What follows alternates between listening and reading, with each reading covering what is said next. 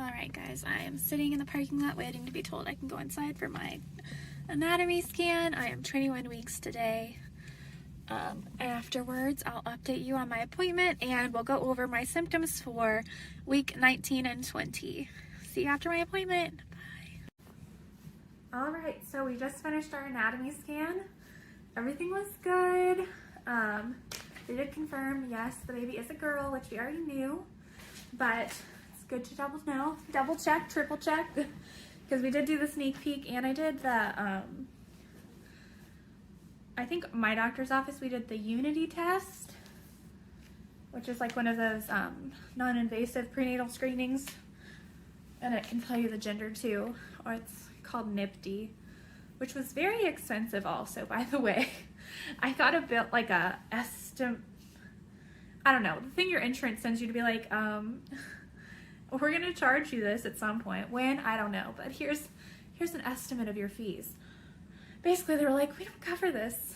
But I did find a form today while I was waiting in the doctor's office from the company that the test is by, that it should be $300, so fingers crossed, because that bill is $3,000, so $300 is way better than $3,000 unexpected, because my doctor was just like, oh, do you want this? It'll test for this, you'll know the sex of the baby, and it was like at like 10 or 12 weeks, and so I was like, obviously, yeah, and she didn't really say it was going to be expensive or anything, and I think the lab person was like, oh, it should only be like $200 or something.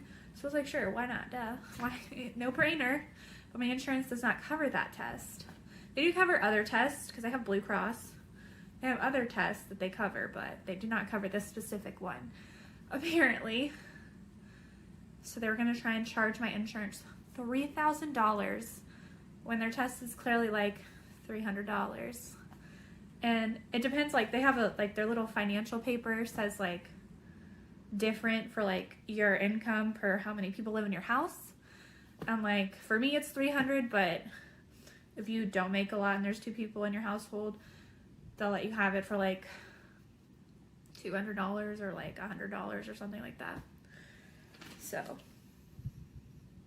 really $3,000. Okay now.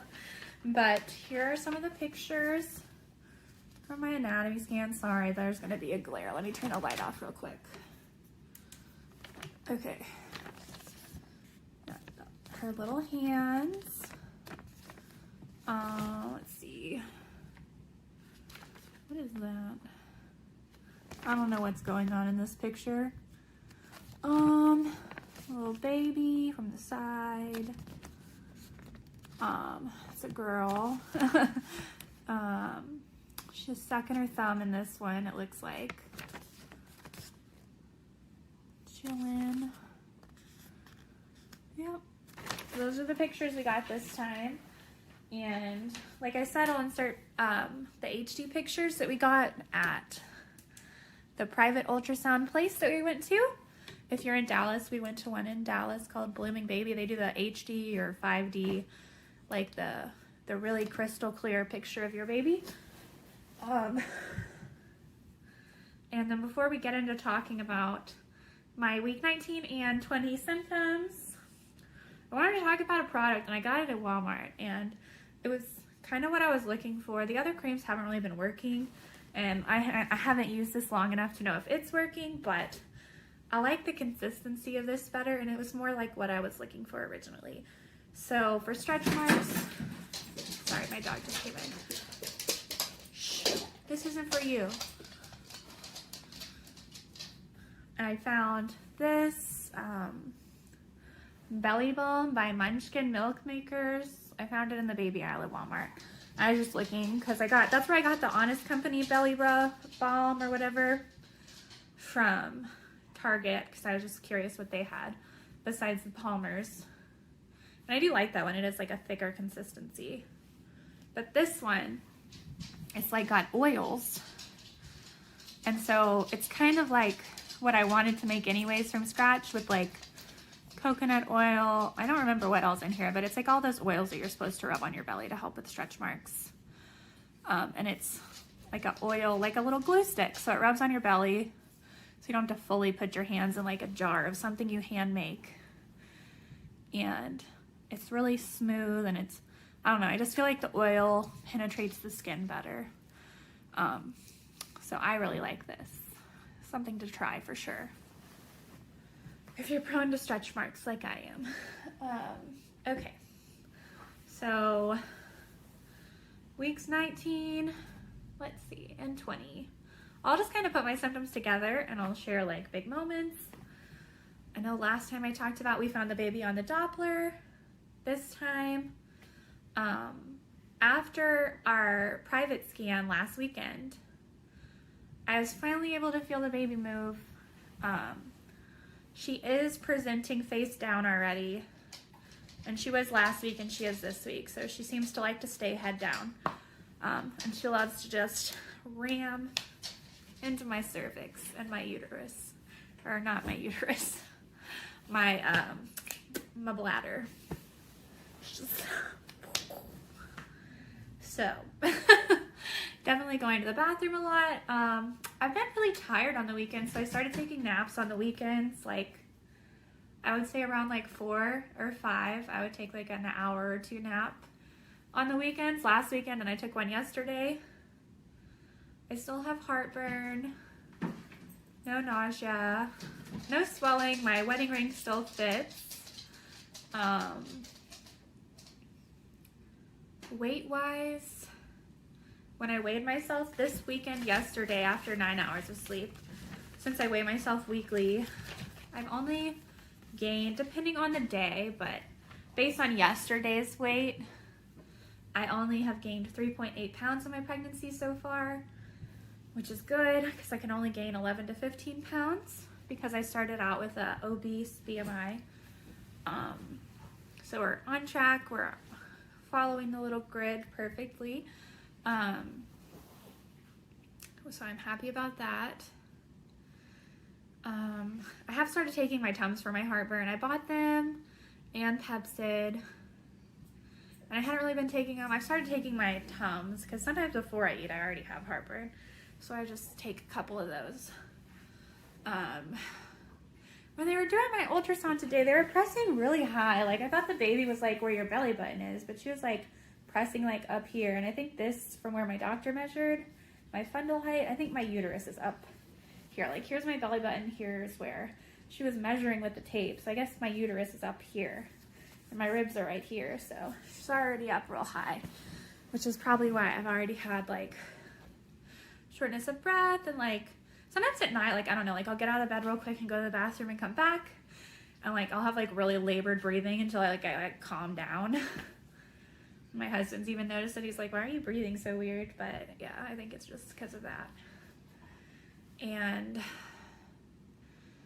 I finally have the whole day off from work after my appointment today because I just wanted to make sure everything was good. I didn't want to have any like something be wrong and just be like, oh my gosh, and then have to go back to work. So I took the whole day off. So we'll see if that continues or if I have to go in for a half day still. But yeah, still lots of fullness at night. My belly gets really tight at the end of the day after dinner.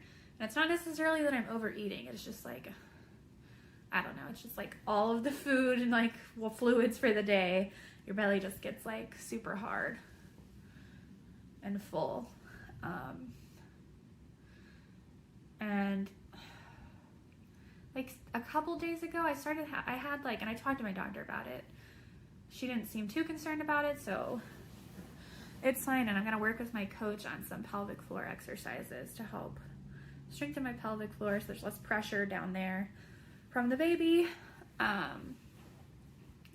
But I was having like, I don't know, it's really hard to explain. Like, it wasn't really like painful, but like just like a pressure kind of like in my cervix. Like, it wasn't like bone pain, because I know a lot of people have like pelvic dysfunction syndrome or whatever, pubic symphysis dysfunction. I wasn't like in my bones or anything. Like, I feel it like in where I think is my cervix, and it just kind of hurt. And then I got cramps really bad yesterday, which I've heard was a possibility after like baby dancing. but it went away fairly quickly. Like we went to Walmart and I was walking around and it hurt, but it like went away after we got back home. So it only lasted like an hour or two. I meal prepped my meals this week so that I can eat better, and like I've just been so bad about breakfast. And I bought some breakfast sandwiches, like healthy breakfast sandwiches. Sorry, I have really bad like hiccups and burps from my GERD.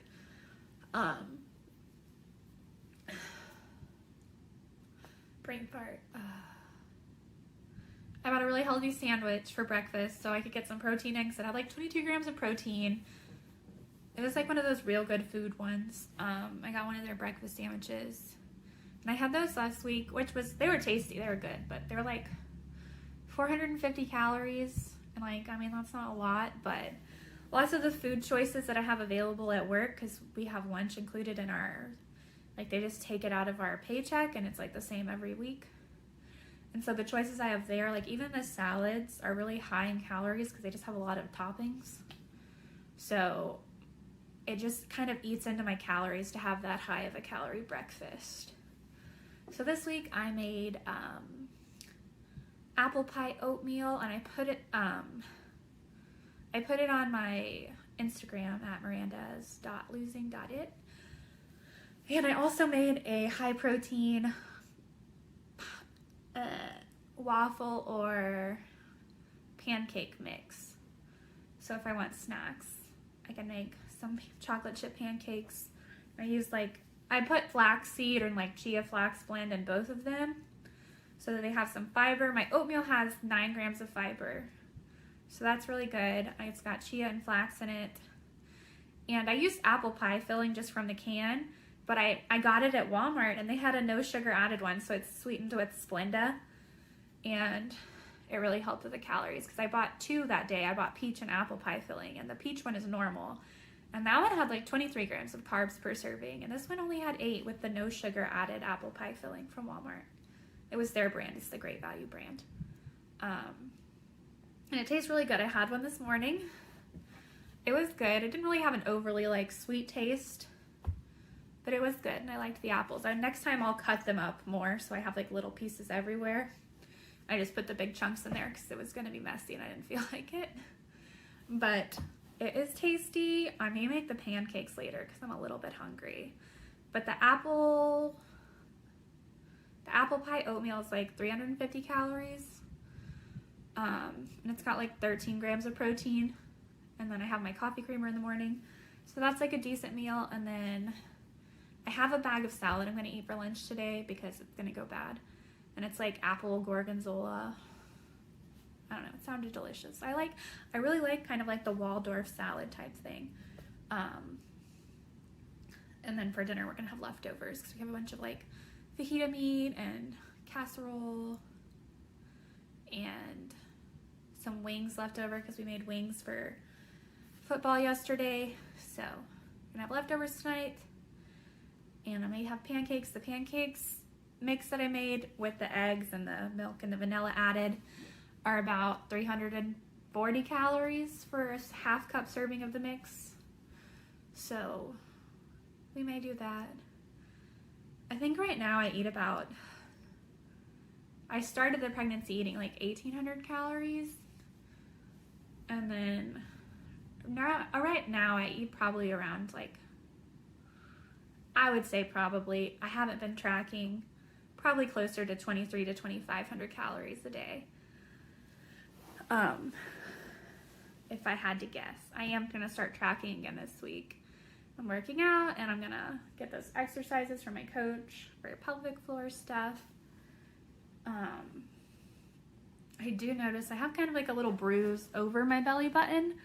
So I think my abs are kind of starting to separate from all the pressure of the baby, because I've gained 2.5 inches around my like belly button area since I have gotten pregnant. Because I took my full measurements of my body yesterday when I checked in with my coach, because I hadn't in a while, and yeah, I've gained like 2.5 inches on my belly button I think like 2 inches in like what I consider my waist, because I know most people do like an inch above your belly button, but like my natural waistline is a little bit higher. So there I've gained like about 2 inches. I've only gained a ½ inch in my hips, and my legs seem to be about the same. So I know one person commented that they wanted to see full body pictures of the bump because when they were pregnant, their legs got really big. I haven't had that happen yet, but I'm sure that might have something to do with like swelling later on. I was already kind of had thicker thighs and wide hips, so I think that's why they haven't changed as much. It's mostly all gone to my belly and my boobs. Oh, that was another thing. I'm already wearing the nursing bras with like the little snappies,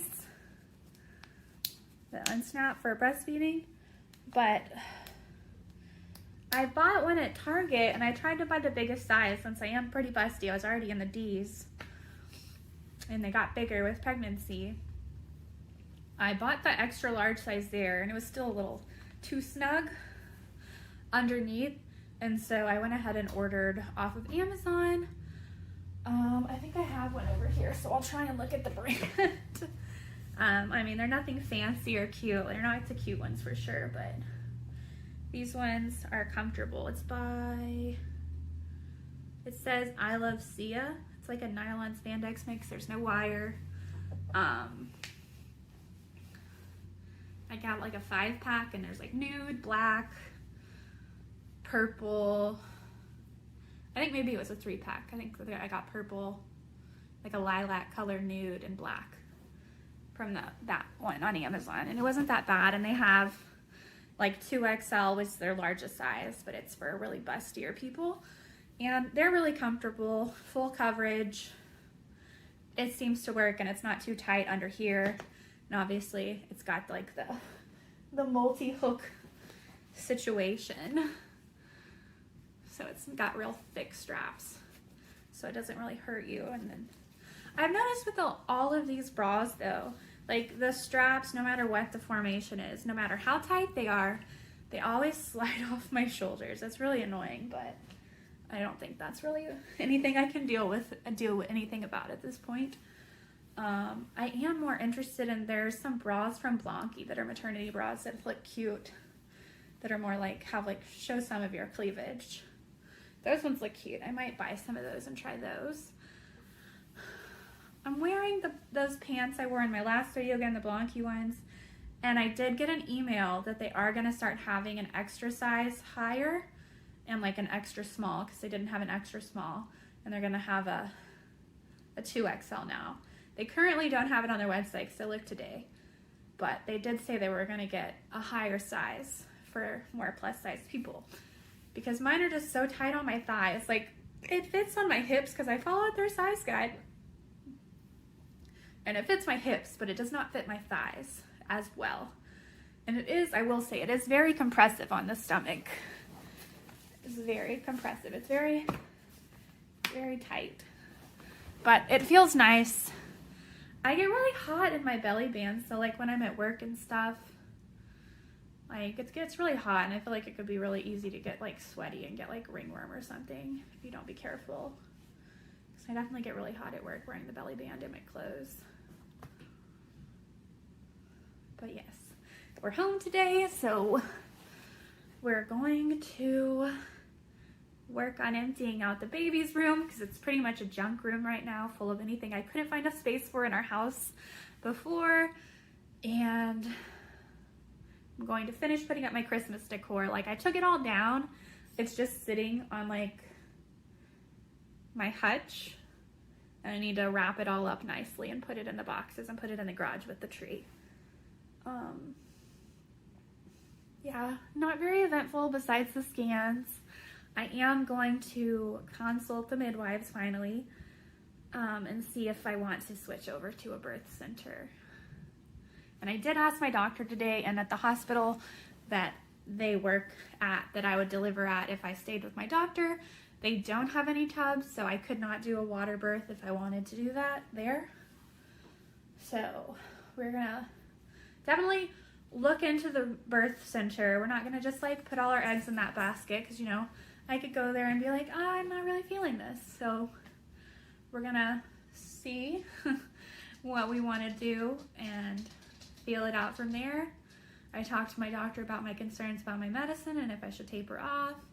And she kind of helped me feel less worried about that and said that usually it just causes irritability when they're born, but it goes away after a couple of days.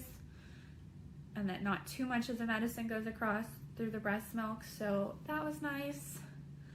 I will stand up. Ow. Ooh. Give you all a full body shot. Ooh. Okay, this is the front view. Back side.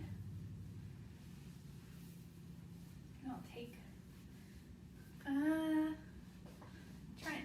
here we go. That's probably better because the fireplace is black also. Take this off. That's what we got. Not my legs. Sorry, my couch. I'm filming this over the top of my couch so you can't really see my whole legs, but like I said, measurement-wise, they haven't really changed too much. And then here are my stretch marks so far. I already had some like right here, but they just kind of been like expanding some. But yes. Much better this way. But yeah. That is all I have for you this week. We will check back in. I have my glucose test next. I already have the Glucola, which reminds me I have to put it in the fridge. I got the orange flavor. So I may still do that at my doctor's office. If not, my friend did it at the midwives and they gave her jelly beans to eat instead of the Glucola. So that will be our next adventure, hopefully. No gestational diabetes. And I'm just happy we're healthy, and I'm excited to get working on the nursery, like for sure. Well, if you want to keep following along, hit the subscribe button, hit the bell icon if you want notifications when I post my videos, and I'm going to try and upload more of my videos today. They'll probably still be like a month behind, just so it's not all fresh, just so me and my husband can enjoy the news together. I do share more up-to-date updates on like my appointment, like I posted the picture from my ultrasound today and stuff like that on my Instagram if you want to follow me. I occasionally post on TikTok at the same name, mirandas.losing.it, if you want to follow me there. And yeah, see you guys next time.